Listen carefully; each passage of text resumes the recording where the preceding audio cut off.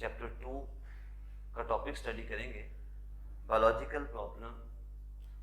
जो हमने कल स्टेप्स जो लर्न किए थे बायोलॉजिकल मेथड के, उसमें हम उन स्टेप्स को आगे तरतीब वाइज हम स्टडी करेंगे। तो उसमें से आज हम सबसे पहले जो टॉपिक स्टडी करेंगे दैट इज बायोलॉजिकल प्रॉब्लम, जिसको हमने कल लिखा था रिकॉग्निशन ऑफ बायोलॉजिकल प्रॉब्लम। तो क्या टॉपिक था हमारा? रिकॉग्निशन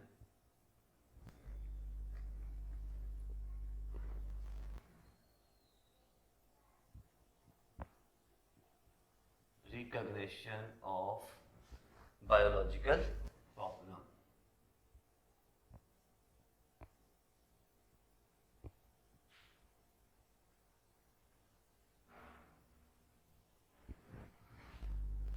सबसे पहला हमारा स्टेप था कि बायोलॉजिकल प्रॉब्लम को रिकॉग्नाइज कैसे करना है या कौन करता है। मैंने कल आपको एक बेसिक बात इसकी समझाई थी, थोड़ी सी दोबारा रिपीट कर देता हूँ कि व्हेन biologists have received या biologists receive some knowledge about some biological problem, when they encounter some biological problem, they tries to solve these problems. तो जब biologist किसी प्रॉब्लम को आइडेंटिफाई कर लेगा, रिकॉग्नाइज कर लेगा, पहचान लेगा, तो फिर वो उस बायोलॉजिकल प्रॉब्लम को हल करने की कोशिश भी करेगा। तो अब इसके अंदर एक इंपॉर्टेंट डेफिनेशन है कि व्हाट इज बायोलॉजिकल प्रॉब्लम, कि बायोलॉजिकल प्रॉब्लम होती क्या है। कहते हैं biological problem is a question. अब इसमें दो प्रॉब्लम्स हैं, दो पॉइंट्स हैं। पहला पॉइंट है biological problem is a question related to living organisms। एक ऐसा मसला जो किसी लिविंग ऑर्गेनिज्म से रिलेट कर रहा हो, उसको हम कहते हैं कि ये बायोलॉजिकल प्रॉब्लम है। डेट अब इसमें दो मेथड्स हैं जिसके तहत बायोलॉजिकल प्रॉब्लम जो है वो आइडेंटिफाई होती है। Number one, that comes in the biologist mind itself। तो पहला चीज है comes in biologist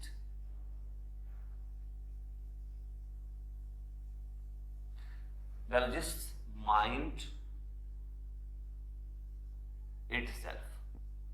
यानी बायोलॉजिस्ट उस प्रॉब्लम को खुद ब खुद समझ जाता है, वो खुद आइडेंटिफाई कर लेता है कि ये प्रॉब्लम उसके सामने जो है ये बायोलॉजी से रिलेटेड है, उस शख्स से रिलेटेड है।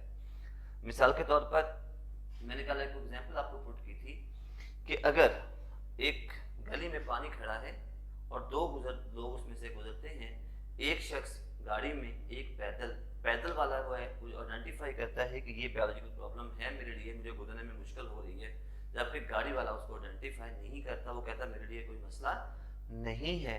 तो जब ये दोनों चीज़ों में से अब बायोलॉजिस्ट के दिमाग में खुद ब खुद ये बात आ गई कि जनाब ये प्रॉब्लम है, तो एक पहला असूल ये है कि बायोलॉजिकल प्रॉब्लम आपके दिमाग में खुद ब खुद आती है। अगर इस तरह से नहीं है तो सेकंड जो तरीका है वो है tell by other. Simple word में कह सकते हैं और रिपोर्टेड बाय द अदर, ये टेल बाय अदर्स, या उससे कोई दूसरा आके बताता है। अब इसका मतलब क्या है? टेल बाय अदर्स, कोई दूसरा बताता है।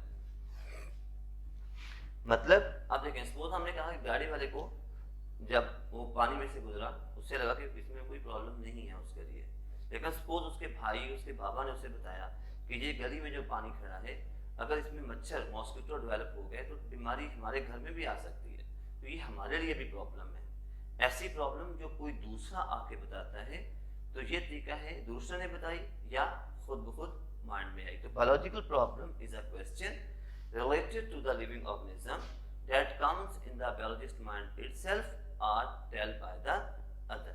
बायोलॉजिकल प्रॉब्लम ऐसा सवाल होता है जो या तो किसी बायोलॉजिस्ट के माइंड में खुद ब खुद आ जाता है या फिर उसे कोई आकर बताता है कि आपके हवाले में या आपके सामने ये प्रॉब्लम आ रही है।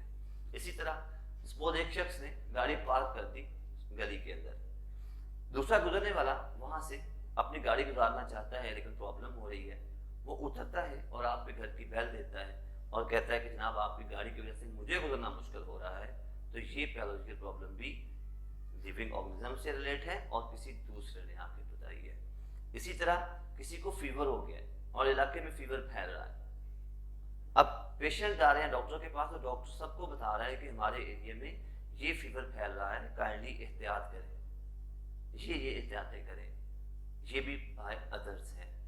और इसी तरह अगर कोई घर में सपोज किसी बच्चे को किसी खुद को बुखार हो रहा है, आपके जिस्म में कोई प्रॉब्लम हो रही है और आप खुद ब खुद उसको आइडेंटिफाई कर रहे हैं, फिर आप उसके बाद उसकी ट्रीटमेंट कर जाएं, वो एक अलग टॉपिक है।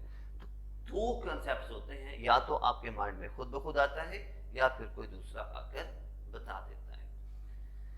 अब अगर हम बात करें कि इसकी अहमियत इस सवाल की, तो ये एक शॉर्ट क्वेश्चन है आपकी बुक में और बायोलॉजिकल प्रॉब्लम की दूसरी लाइन के अंदर आप इसका जो है क्वेश्चन का आंसर सेम यहीं से आपका स्टार्ट होगा कि biological problem is a question related to living organism, तो ये आप यहाँ से इसका आंसर लिख देंगे। अब रिकॉग्निशन हो गया बायोलॉजिकल प्रॉब्लम का, आपको पता चल गया कि ये बायोलॉजिकल प्रॉब्लम है, तो इसके बाद हमारा सेकंड स्टेप था observation.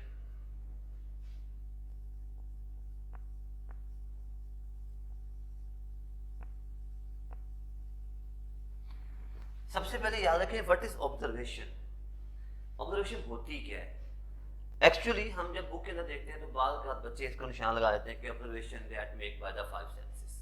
No doubt observation make by the five senses, ये बात बिल्कुल ठीक है। याद रखें वी हैव फाइव सेंसेस, हमारे पास 5 सेंसेस होती हैं और उसी लिहाज से हमारे पास 5 ऑर्गन होते हैं जो इन 5 सेंसेस को मेंटेन करते हैं या जिनके अंदर ये 5 सेंसेस पाई जाती हैं। फर्स्ट आपका है, याद रखें ये आपकी जो सेंसेस हैं ये आपके चेहरे पे ही कंप्लीट हो जाती है। कैसे? मसलन सबसे पहले हम अपनी टंग को देखते हैं और जो टंग है ये टेस्ट की रिस्पॉन्सिबल है, तो पहली आपकी सेंस हो गई, आपका ऑर्गन हो गया टंग और सेंस आपकी हो गई। ये आपका ऑर्गन होता है, याद रखें एक आपका ऑर्गन होता है और एक आपकी सेंस होती है। ऑर्गन आपका पहला आ गया टंग, तो सेंस आपकी हो जाएगी टेस्ट। इसी तरह से आपका दूसरा ऑर्गन है नोज, तो आपकी सेंस हो जाएगी स्मेल। इसी तरह आपका तीसरा ऑर्गन है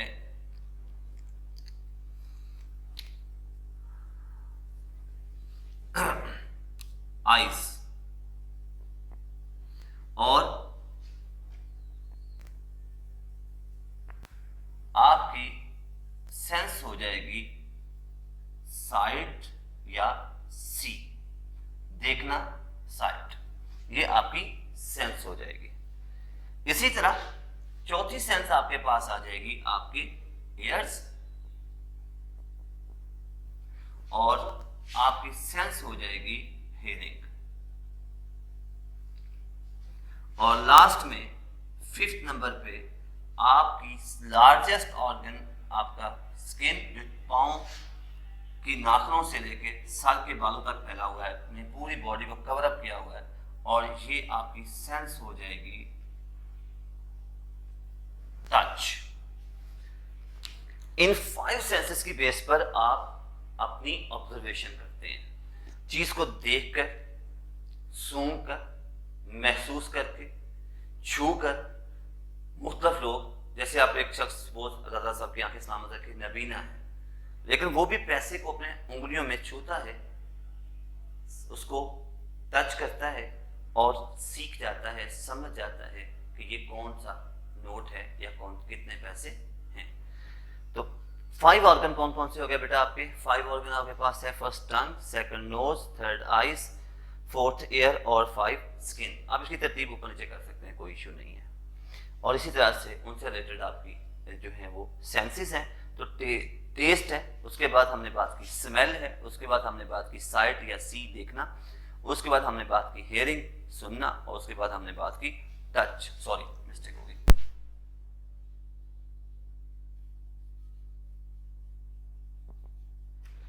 टच यानी छूना। इन 5 सेंसेस की बेस पे आप सिर्फ ऑब्जर्वेशन करते हैं। अब ऑब्जर्वेशन की प्रॉपर डेफिनेशन बुक में नहीं है, तो यहां पर हमें इसकी प्रॉपर डेफिनेशन लिखते हैं। कहते हैं proper definition explain as recording the knowledge about, कहते हैं explain as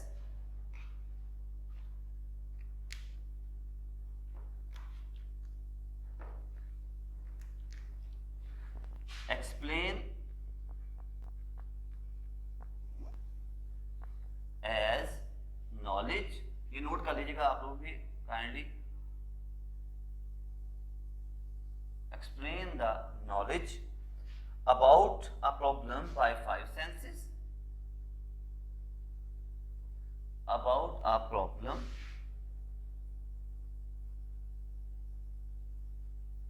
by 5 senses or recording of data by a scientific instrument, or recording data by a scientific instrument।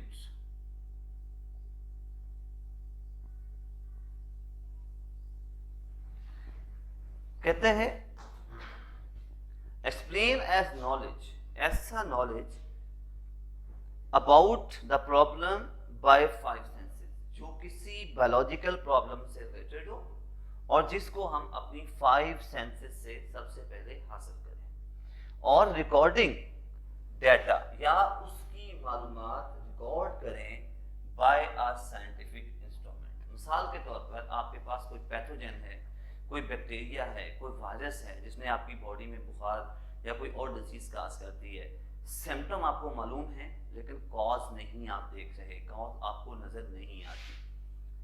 Doctor आपका टेस्ट लगाता है और लैब वाला साइंटिफिक इंस्ट्रूमेंट को इस्तेमाल करते हुए एक्चुअली आपकी 5 सेंसेस में से कोई ना कोई सेंस यूज करेगा। मसलन अगर वो माइक्रोस्कोप के अंदर उसका टेस्ट लगा रहा है तो आपकी आईज वहां इस्तेमाल हो रही हैं, आपकी आई को इस्तेमाल करके, आंखों को इस्तेमाल करके वो टेस्ट में उस पैथोजन को डायग्नोस करता है, आइडेंटिफाई करता है और टेस्ट के अंदर राइट करके आपको दे देता है।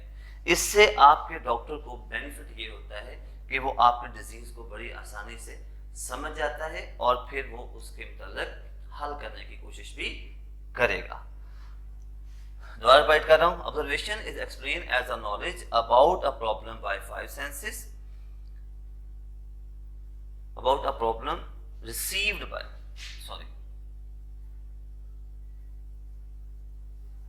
received by 5 senses or recording data by a scientific instrument।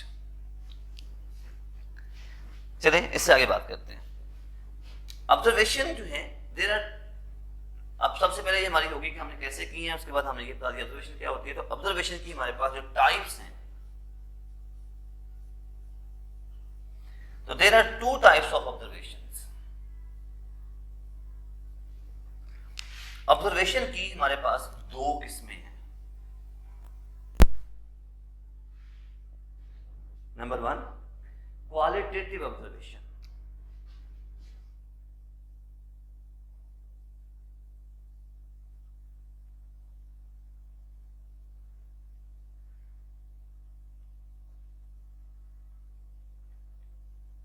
Qualitative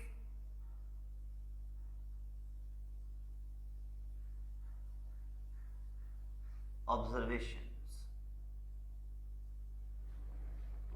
और दूसरी आपकी बनती है बेटे क्वांटिटेटिव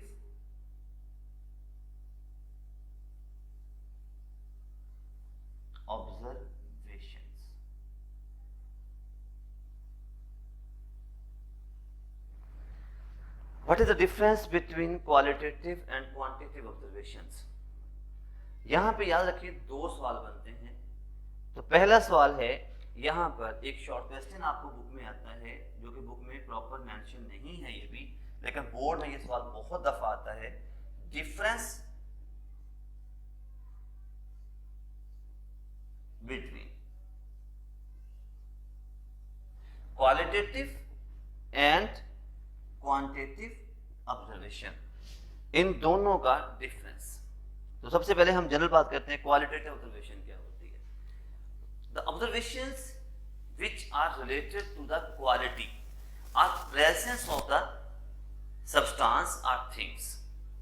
बेसिकली इसका ये मतलब है, समझने में कॉन्सेप्चुअल मतलब इसका ये है कि क्वालिटेटिव ऑब्जर्वेशन वो ऑब्जर्वेशन होती हैं जिनका ताल्लुक किसी चीज की क्वालिटी के साथ है, किसी चीज की प्रेजेंस के साथ है।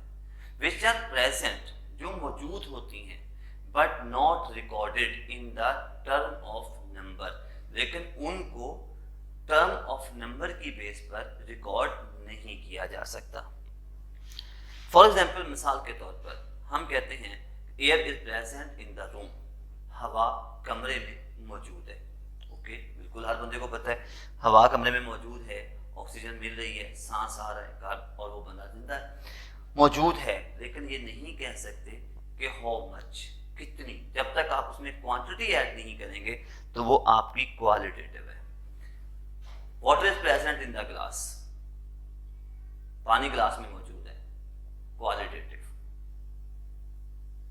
Litre of the water is heavier than the litre of ethanol, पानी का लीटर जो है, 1 लीटर, वो एथेनॉल के 1 लीटर से भारी होता है। ठीक है, क्वालिटेटिव है। कितना भारी होता है ये नहीं पता। दूसरी पॉइंट पे आते हैं, quantitative observation, the observations which are recorded in the term of number and which have specific data which is measurable। वो ऑब्जर्वेशन जो मेजरेबल होती हैं, जिनका प्रॉपर डाटा होता है और जिनके डाटा को रिकॉर्ड किया जाता है और प्रॉपर वाजे कर दिया जाता है कि आपने जो बात की है इसमें असल लेंथ मेजरमेंट क्या है। मिसाल के तौर पर हमने बात की कि मैंने कहा था water is present in the glass, glass में पानी है। ठीक है, यहां मैं कहता हूं there is 250 millilitre water is present in a glass, एक ग्लास के अंदर 250 ml पानी है। जब मैंने मिकदार बता दी तो आपकी क्वांटिटेटिव क्वांटिटी आ गई, यानी वो ऑब्जर्वेशन जिसको देखकर आप उसकी लिमिट, जस्ट आप ये देखें कि ये चीज मौजूद है, ये क्वालिटेटिव है। और जब आप ये देखें कि ये इतनी मिकदार में मौजूद है, जब मिकदार आपके सामने आ जाए तो दैट इज क्वांटिटेटिव ऑब्जर्वेशन। अब अगर हम इसकी बात करें डेफिनेशंस की, तो इनकी डेफिनेशन भी प्रॉपर बुक में मौजूद नहीं है, लेकिन बहरहाल इनकी डेफिनेशन भी हम अभी इंशाल्लाह देखते हैं।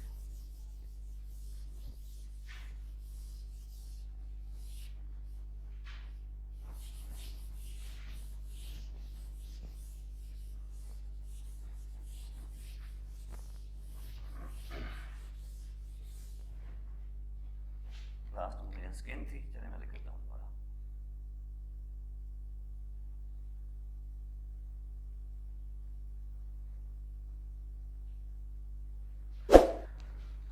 तो सबसे पहले हमारे पास आ गई qualitative.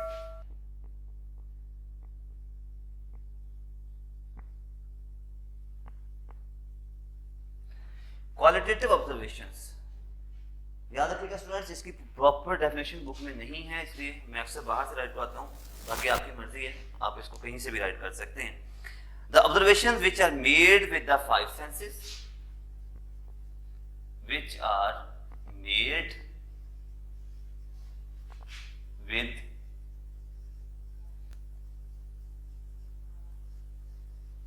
5 senses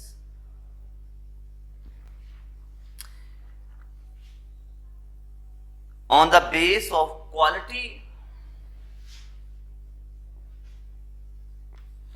on the base of quality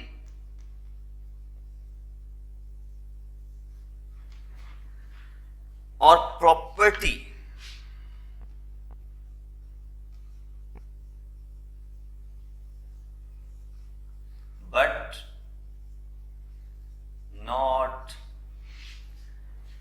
measurable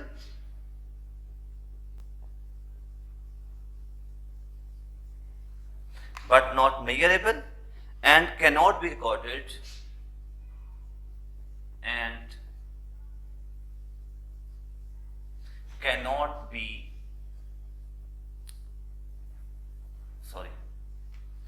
recorded in term of numbers, in term of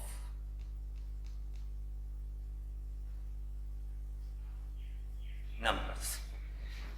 कहते हैं एक ऐसी type observation which are made with the 5 senses, जिनको 5 सेंसेस की मदद से बनाया जाता है on the base of quality और प्रॉपर्टी, और ये किसी चीज की क्वालिटी यानी अच्छा बेहतर होना या हल्की होना, कलर का खूबसूरत होना या ना होना, और प्रॉपर्टी या किसी चीज की खसूसियत, उसका कोई टेस्ट, उसका कोई रंग, उसका कोई जायका, उसकी बेस पे बनाई जाती है, but not be measurable and can not be recorded in term of number. लेकिन ये मेजरेबल नहीं होती, इसको आप माप कर नहीं बता सकते कि ये किस हद तक है, और अगर रिकॉर्ड करना है तो आप उसके नंबर्स की सूरत में आप रिकॉर्ड नहीं कर सकते, सिर्फ ये कह सकते हैं कि ये चीज प्रेजेंट है या नहीं है, या इस तरह की है या इस तरह की नहीं है।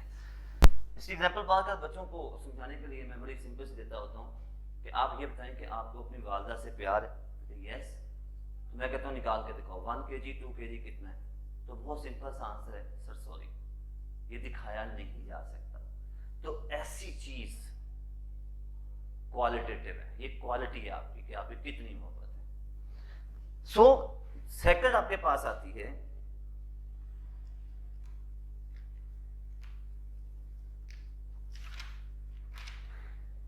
Quantitative observation.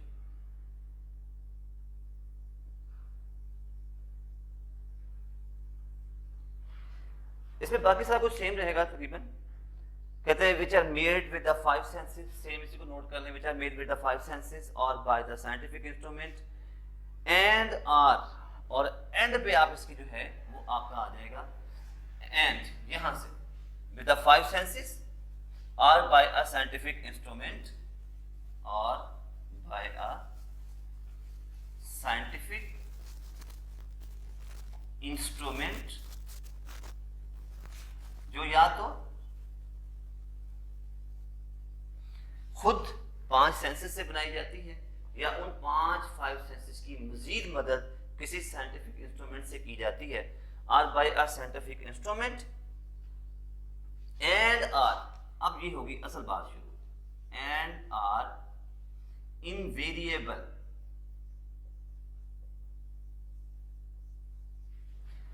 काबिल तब्दील, measurable,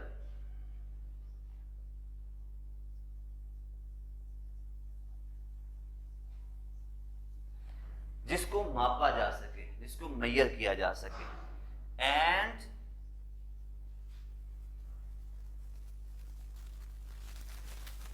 can be can be recorded in numbers और ये टर्म ऑफ नंबर्स, यानी जिनको आप 5 सेंसेस की बेस पर बनाते हैं, उसके बाद इनको आप टर्म ऑफ नंबर में रिकॉर्ड करते हैं और रिकॉर्ड करके बता देते हैं। अब आते हैं इसकी एग्जांपल्स की तरफ।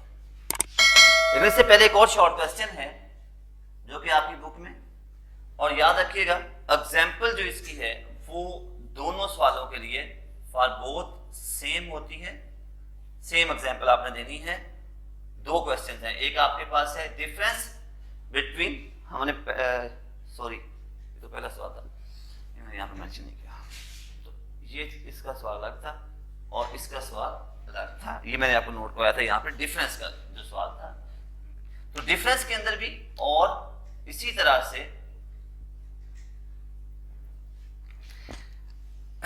एक और सवाल है, सेकंड क्वेश्चन इसी से रिलेटेड, सेम क्वेश्चन कि which is more better qualitative observation और क्वांटिटेटिव ऑब्जर्वेशन। तो इन ऑब्जर्वेशन में से कौन सी बेटर है, विच इज बेटर। अब अगर इस सवाल को आप बुक से भी करें तो बहुत आसानी है, विच इज बेटर, कौन सी बेहतर है। लेकिन सवाल अगर ये आता है तो भी, और अगर इनका डिफरेंस आता है तो भी, एग्जाम्पल आप बुक से सेम लिखेंगे और कोशिश करें कि दोनों एग्जाम्पल लर्न कर लें, अगर नहीं तो एक कम से कम जरूर राइट करें। विच इज बेटर, अब अगर हम इसके अंदर देखें तो बुक के अंदर चौथी लाइन में ऑब्जर्वेशन के पॉइंट्स पे चौथी या पांचवी लाइन में सवाल लिखा हुआ है कि there are two type of the observation, quantitative observation and qualitative observation. अब उसी असूल के साथ आगे लिखा है quantitative observation are better in biological method because former is invariable, measurable and can be recorded in term of numbers। फॉर्मर का मतलब होता है पहले लिखी जाने वाली, बात सेम है लेकिन थोड़े से लफ्ज को तरतीब से दिया गया। तो फॉर्मर का मतलब होता है पहले लिखी जाने वाली, यानी क्वांटिटेटिव ऑब्जर्वेशन इज बेटर, वो बेहतर है। इस सवाल को निशान भी अगर बुक में लगाएं तो यहीं से लगाएं, इज बेटर, वो बेहतर है।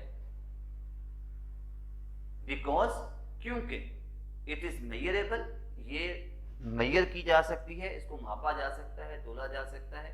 एंड वेरिएबल, वेरिएबल्स के साथ है। And can be recorded in the term of number, और टर्म ऑफ नंबर के तौर पर इसको लिखा जाता है। तो इसका आप जो है बुक से इसका आंसर नोट करके आप वहां से इसके निशान जो मैंने बोले हैं ये सेम आप लगा सकते हैं। उसके बाद आते हैं इसकी एग्जांपल्स की तरफ। तो आपके पास यहाँ पे दो एग्जांपल उन्होंने दी हुई हैं आपको। फर्स्ट आपकी क्वालिटेटिव की है और सेकंड आपकी क्वांटिटेटिव की है। तो दो चीजें दोनों साइडों पे, वो इशू नहीं है कि आपने इसको किस साइड पे लिखना है। आप जहाँ पे क्वालिटेटिव है उसमें आप क्वालिटेटिव की ऑब्जर्वेशन लिख दें, और जहाँ पे क्वांटिटेटिव है वहां पे क्वांटिटेटिव की ऑब्जर्वेशन राइट कर दें। क्या है क्वांटिटेटिव ऑब्जर्वेशन? क्वालिटेटिव ऑब्जर्वेशन कहती है the freezing point of water. अब क्वालिटी की बात कर रहे हैं तो फ्रीजिंग पॉइंट ऑफ वाटर,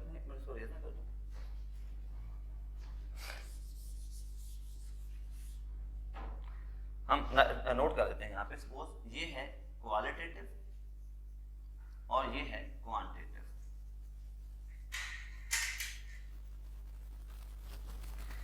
कहते हैं freezing point of water is colder than its boiling point. पानी का फ्रीजिंग पॉइंट उसके बॉइलिंग पॉइंट से कम होता है। ओके, कितना है जी? कहता है फ्रीजिंग क्या है? कोल्डर, ठंडा होता है किससे? Than boiling point, boiling point से ठंडा होता है।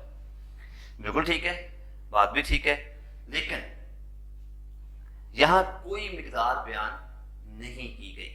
तो ये आपकी क्वालिटेटिव ऑब्जर्वेशन है। Quantitative observation, freezing point of water is 0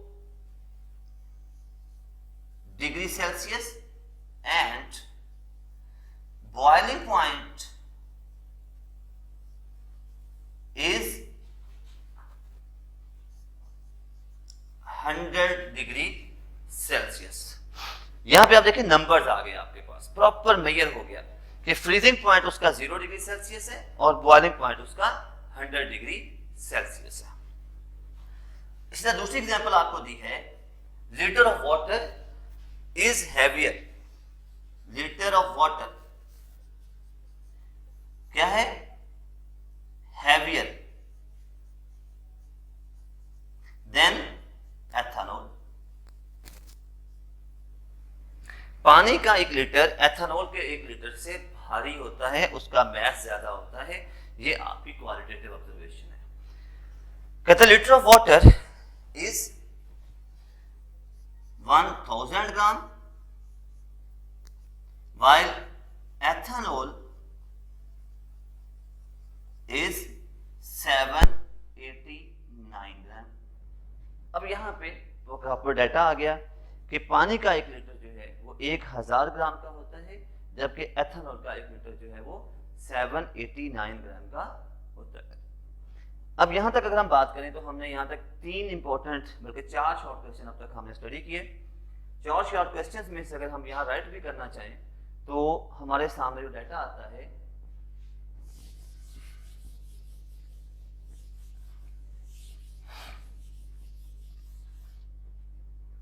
पहला क्वेश्चन हमने जो स्टडी किया वो था observation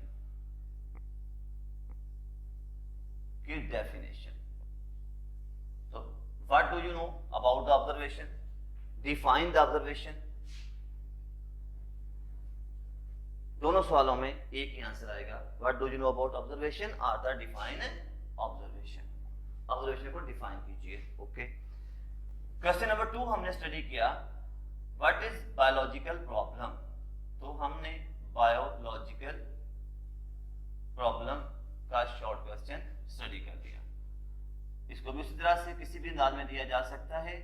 what is biological problem, what do you know about the biological problem, how you can recognise it is a biological problem. Most statement के साथ जब भी आंसर आएगा आपने इसमें बायोलॉजिकल प्रॉब्लम्स की डेफिनेशन लिखनी है।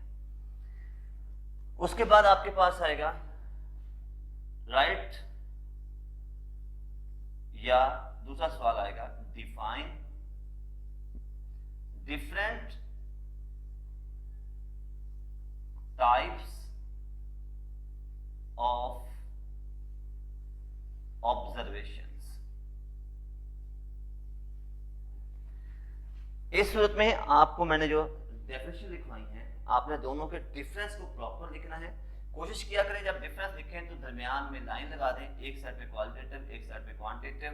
पहले उसकी डेफिनेशन राइट करें और उसके बाद उसी तरह उसकी एग्जांपल राइट्स करें ताकि आपका सवाल प्रॉपर और प्रोमिनेंट हो।